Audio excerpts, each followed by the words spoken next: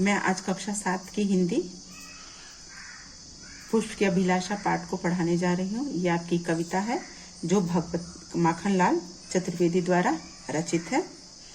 इस कविता में पुष्प जो है अपनी इच्छा व्यक्त करता है। क्या कहता है? चाह नहीं मैं सुरबाला के गहनों में गूथा जाऊं। ये पुष्प कहता है कि मेरी ये इच्छा नहीं है कि मैं देव कन्याओं के गहनों में गूथूं, और मेरी ये भी इच्छा नहीं है कि मैं चाह नहीं प्रेमी माला में बिन प्यारी को ललचाऊं। मेरी ये भी इच्छा नहीं है कि किसी प्रेमी माला के बिन प्यारी को ललचाऊं। क्या कहते हैं आगे? चाह नहीं सम्राटों के शव पर हीहरू डाला जाऊं। चाह नहीं सम्राटों के शव पर, सम्राट बोलते हैं जिसके अधीन कई राजा हो। तो वो कहते हैं कि मेरी ये भी इच्छा नहीं है कि सम्राटों के शव पर मैं चढ़ूं और अपने आप को गौरवान्वित करूं कि मैं काफी बड़ी शक्तिशाली हूं। ऐसा कुछ नहीं। चाह नहीं सम्राटों के शव पर ही हरि डाला जाऊं। चाह नहीं देवों के सिर पर चढ़ूं भाग्य पर इठलाऊं। और ये भी मेरी इच्छा नहीं है कि देवताओं के सिर पर चढ़ूं और अपने भाग्य पर इठलाऊं, गर्व करूं कि मेरा भाग्य कितना अच्छा है। क्या कहते हैं? मुझे तोड़ लेना वनमाली, हे वन के माली मुझे तोड़ लेना और उस रास्ते पर फेंक देना जिस रास्ते पर मातृभूमि पर शीश चढ़ाने के लिए वीर सिपाही योद्धा जा रहे हैं। यानी यहाँ पर भी पुष्प भी के अंदर भी समर्पण का भाव है। वो भी अपने देश के प्रति अपना योगदान देना चाहता है, इसलिए वह ये कामना कर रहा है।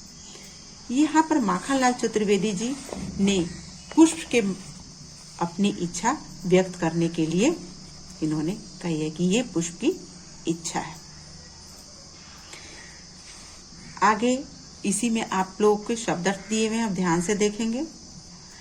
चाह इच्छा को बोलते हैं, सुरबाला देव कन्या को बोलते हैं, विन छेदा जाना या छिदकर, सम्राट जिसके अधीन कई राजा हो, शव मृतक शरीर, इठलाऊं नाज नखरे करूं। इसके बाद यहाँ पर आपके अभ्यास है। यहाँ पर दे रखा है निम्नलिखित पंक्तियों के भावार्थ स्पष्ट कीजिए। यहाँ पर आपको देना है तो आप भावार्थ में भाव सहित अर्थ होता है, इसमें आप लोग शुरू में लिख दीजिएगा। प्रस्तुत पंक्तियां हमारी पाठ्य पुस्तक इसलिए के पुष्प की अभिलाषा नामक पाठ से ली गई है। इसके कवि माखनलाल चतुर्वेदी जी हैं। इसमें फिर प्रसंग आप लोग लिखिएगा, प्रसंग में दे दीजिएगा कि इसमें पुष्प अपनी इच्छा अभिलाषा को व्यक्त कर रहा है। क्या कहता है?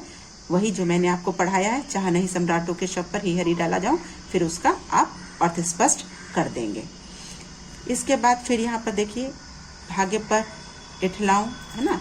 तो अब यहाँ पर दे रखा है भाग्य पर गर्व करना। ये आप लोग का ये आगे पाठ है। तो इस पाठ में एक प्रश्न यहाँ पर आता है, हे वनमाली मुझे तोड़कर उस रास्ते पर फेंक देना जिस रास्ते से होकर अपनी मातृभूमि पर शीश चढ़ाने वाले वीर जाते हैं, है ना। ये कौन से पंक्ति से लिया गया है? तो आपने यहाँ पर ये देखा होगा, ये लास्ट वाला जो पंक्ति है, मुझे तोड़ लेना वनमाली उस पथ पर देना तुम फेंक मातृभूमि पर शीश चढ़ाने जिस पथ जाए वीर अनेक। ठीक है, तो इस तरह से ये पुष्प की अभिलाषा पाठ हो गया आपका। और यहाँ पर पुष्प की अभिलाषा में पुष्प है तो पुष्प का आप लोग भी देखे हैं पर्यायवाची। तो पुष्प को हम लोग फूल भी बोलते हैं, सुमन भी बोलते हैं, कुसुम भी बोलते हैं, और पुष्प तो आपका है ही, है ना। ये कई आपके पर्यायवाची है। अभिलाषा है तो अभिलाषा का भी पर्यायवाची कई हो गया आपका इच्छा, चाह, कामना। ठीक है, इस तरह से ये पर्यायवाची हो गया आपका। ठीक है, तो आप लोग इसको पूरा करिएगा और जो कहीं कठिनाई होगी उसको आप बताइएगा।